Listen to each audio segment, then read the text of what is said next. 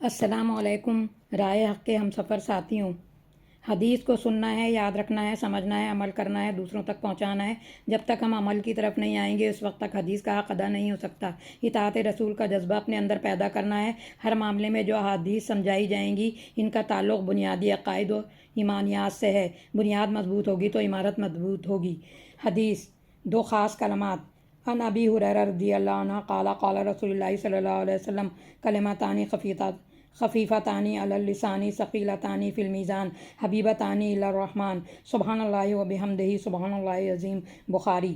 ابو ہریرہ رضی اللہ عنہ سے روایت ہے کہ رسول اللہ صلی اللہ علیہ وسلم نے فرمایا، دو کلمے ہیں جو زبان پر ہلکے پھلکے ہیں، میزان عمل میں بہت بھاری ہیں، مہربان رب کو بہت پیارے ہیں۔ ایک کلمہ سبحان اللہ و بحمدہ اور دوسرا کلمہ سبحان اللہ العظیم ہے۔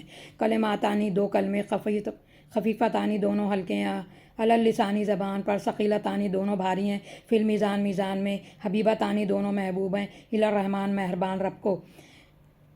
ہمیں تاکید کی گئی ہے کہ کثرت سے اللہ تعالیٰ کو یاد کرتے رہیں۔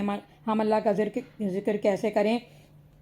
حضور صلی اللہ علیہ وسلم ہمارے رہنما ہیں۔ اس حدیث میں حضور صلی اللہ علیہ وسلم نے دو کلمات کا تعارف ہم سے کروایا ہے، ایک سبحان اللہ و بحمدہ اور سبحان اللہ العظیم۔ میزان میں بھاری ہونے کا کیا مطلب ہے؟ یعنی اپنے میزان کو ہم بھاری کرنا چاہتے ہیں کیونکہ اس کی ہمیں ضرورت ہے۔ اللہ تعالیٰ کا ارشاد ہے سورہ القاریہ 6-9 آیات میں، فَأَمَّا مَنْ ثَقُلَتْ مَوَازِینُهُ فَهُوَ فِي عِیشَةٍ رَاضِیَةٍ وَأَمَّا مَنْ خَفَّتْ مَوَازِینُهُ فَأُمُّهُ ہَاوِیَةٌ۔ جس کے پلڑے نیکی کے بھاری ہوں گے وہ دل پسند آرام کی زندگی میں ہوگا، پھر جس کے پلڑے ہلکے ہوں گے اس کا ٹھکانہ ہاویہ جہنم ہے۔ تو ہم سب جو ہیں دائمی اور ہمیشہ کی رہنے والی زندگی کو حاصل کرنے کے لیے ہمیں ثقیلتان فی المیزان میں تلنے والے دو بھاری کلمات پر ہمیں غور کرنا ہے۔ میزان عمل میں یہ بھاری وزن ڈالیں گے تو ہم ہمیشہ کی دائمی عیش و راحت کی خوشخبری پائیں گے انشاءاللہ تعالی۔ جس کو رحمان سے سچا پیار ہوگا وہی اس کو ہمیشہ پڑھیں گے اور یاد رکھیں گے۔ پہلا کلمہ ہے سبحان اللہ و بحمدہ۔ سبحان اللہ، ہماری بات اللہ تعالیٰ سنتے ہیں، ہمارے حالات اللہ کی نظر میں ہیں۔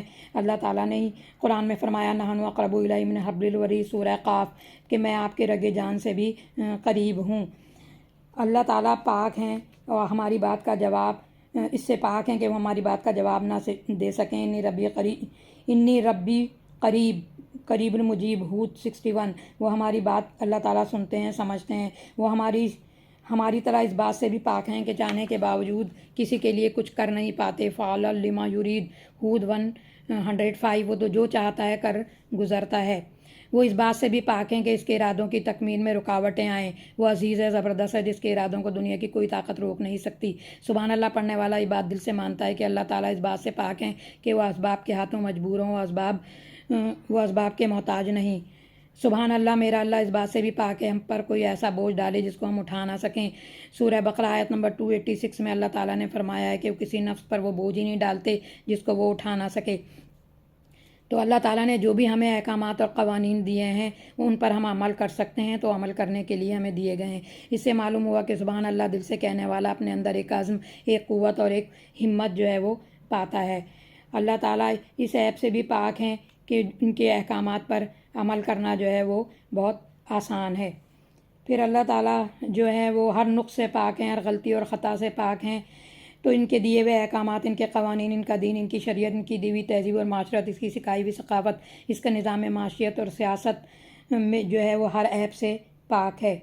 اگر سبحان اللہ کے یہ کلمات ادا کرتے ہوئے آپ سچے ہیں اور آپ کو مکمل اعتماد بھی ہے اللہ کے اوپر، تو بے دھڑک اور بے جھجک، دلچسپی، شوق اور یکسوئی اور پوری قوت عمل کے ساتھ اللہ کے احکامات پر سمعنا و اطعنا کہیں۔ ہم نے سن لیا اور ہم نے مان لیا۔ ہمیں سوچنا چاہیے کہ سبحان اللہ کی تسبیح پڑھنے کے باوجود پاؤں میں لڑکھڑاہٹ کیوں ہے، دل میں گھبراہٹ کیوں ہے، طبیعت میں جھجک اور رکاوٹ کیوں ہے؟ سبحان اللہ کہنے والا تو اللہ تعالیٰ کی ہدایت پر کامل یقین رکھتا ہے۔ کیا ہم اس کا ہر فیصلہ درست مانتے ہیں؟ سبحان اللہ زبان سے کہنا جتنا آسان ہے، دل سے قبول کرنا مشکل ہے لیکن ناممکن نہیں۔ سبحان اللہ کہنا میزان میں بہت بھاری نیکی کہا گیا ہے کیونکہ اللہ کے ہر فیصلے پر خوشی اور راضی ہمیں رہنا ہے۔ سبحان اللہ کہنے والا یہ یقین رکھتا ہے کہ اس کے مالک نے اسے جو دیا، جس شکل میں دیا، جتنا دیا، اگر محروم کیا اور جس شکل میں محروم کیا، جتنا کیا، دونوں میرے لیے بہتر ہیں، اس لیے اللہ کوئی فیصلہ نہیں کرتا جس میں کسی بھی پہلو سے کوئی کمی یا نقصان ہو۔ زبان سے سبحان اللہ کہنے والا ہر فرد یہ جائزہ لے کہ وہ اپنے رب کی تقسیم رزق پر اس کی مقرر کردہ تقدیر پر راضی اور مطمئن رہتا ہے، تنگی و تکلیف کے موقع پر اللہ سے مایوس تو نہیں ہوتا۔ سبحان اللہ کے بعد آپ پڑھتے ہیں و بے حمدہی، تعریف اسی اللہ کی ہے جو لائق تعریف بھی ہے اور لائق شکریہ بھی ہے۔ غلطی ہماری سمجھ میں ہو سکتی ہے، اللہ کے فیصلے میں نہیں ہو سکتی۔ سبحان اللہ کے بعد و بحمدہ سچے دل سے کہنے والا پھر کسی اور کے آگے جھکتا نہیں، بکتا نہیں اور کسی کا غلام بنتا نہیں۔ پھر وہ اس کی زندگی اس بات کی گواہی دیتی ہے سبحان اللہ بحمدہ کہنے والے کی کہ انی صلاتی و نسوکی و محیایا و مماتی للہ رب العالمین۔ سورہ انعام 162۔ میری نمازیں، میری قربانیاں، میرا جینا، میرا بننا اللہ رب العالمین کے لیے ہے۔ حمد کے دوسرے معنی شکریہ کے بھی ہیں۔ اللہ تعریف بھی آپ ہی کی ہے اور شکریہ بھی آپ ہی کا ہے۔ اس بات کا شکریہ کہ آپ نے ہمیں زندگی دی، صحت دی، قوتیں دی، صلاحیتیں دی، مال اور اولاد عطا کیا، اسلام کی نعمتیں دیں۔ اب ہمیں سوچنا ہوگا کہ واقعی و بحمدہ پڑھتے ہوئے ہم ان سب چیزوں کو اللہ کی نعمتیں سمجھتے ہیں، دل میں شکر گزاری کے جذبات واقعی پیدا ہوتے ہیں۔ شکر گزاری تو یہ ہے کہ نعمتوں کو نعمت دینے والے کی مرضی کے مطابق استعمال کیا جائے۔ کیا زندگی ویسی ہی گزر رہی ہے جیسے اللہ چاہتے ہیں؟ شکر ہے آپ نے صحت دی، تو کیا صحت پا کر اس سے وہی کام لے رہے ہیں جس کے لیے صحت عطا ہوئی؟ شکر ہے آپ نے اولاد دی، کیا اس کی دی ہوئی اولاد کو اللہ کی مرضی کے مطابق اس کے کلمے کو بلند کرنے کے لیے وقف کر رہے ہیں، ان کی اسلامی تربیت کر رہے ہیں؟ کیا اولاد کا شکریہ اسے کہتے ہیں کہ جسے خیرت امتی کہا گیا، اقوام عالم کی رہنمائی کے لیے تیار کیا گیا، تو کیا ہم اس کو اس کے لیے تیار کر رہے ہیں؟ شکر ہے تو نے ہمیں عقل سمجھ دی۔ یہ کیسا شکریہ ہے قابلیت کا کہ اس دنیا جہان کے پیچھے ہم چھپ رہے ہیں، تھک رہے ہیں اس دنیا کے پیچھے جس کے لیے رب نے کہا کہ دنیا کی حقیقت میرے نزدیک مچھر کے پر کے برابر بھی نہیں ہے۔ وہ بحمدہ کا سچا اقرار تو ہر نعمت کا شکریہ ادا کرنے والا انسان بناتا ہے، اور حقیقی معنوں میں رب کا شکر گزار بننا واقعی بہت بھاری عمل ہے جسے میزان عمل میں بھاری ہی ہونا چاہیے۔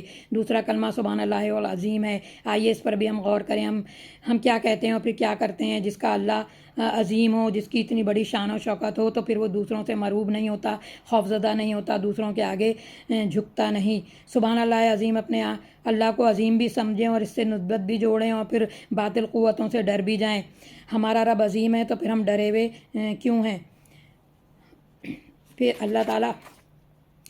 اللہ کو عظیم دل و جان سے ماننے والا خود کتنا عظیم بن جاتا ہے۔ سبحان اللہ العظیم کا کلمہ پڑھنا میزان میں بھاری اسی وجہ سے ہے کہ اس کو دل سے ماننے والا کتنا دلیر، کتنا جرأت مند، کتنا باہمت بن جاتا ہے۔ اپنی منزل کی طرف بڑھتے ہوئے کسی بھی مخالف قوت کو خاطر میں نہیں لاتا، حق پر استقامت کے نتیجے میں دوسروں کو اپنے عزم اور جرأت سے مرعوب اور مسخر کرتے ہوئے آگے بڑھتا ہے۔ یہ عمل واقعی میزان میں بھاری ہے۔ میزان میں اس کلمے کا دل و جان سے اقرار اور اعتبار اور اس کے نتیجے میں انسان کی بلندی کردار کا وزن واقعی بہت بھاری ہونا چاہیے۔ یہ ہے وہ بات جو ہمارے حضور صلی اللہ علیہ وسلم نے یوں کہی کہ دو کلمات زبان پر ہلکے ہیں، میزان میں بھاری ہیں، رحمان کو محبوب ہیں۔ جائزہ لیں اپنے عمل کا، ان دو کلمات سے میرا تعلق کیسا رہا؟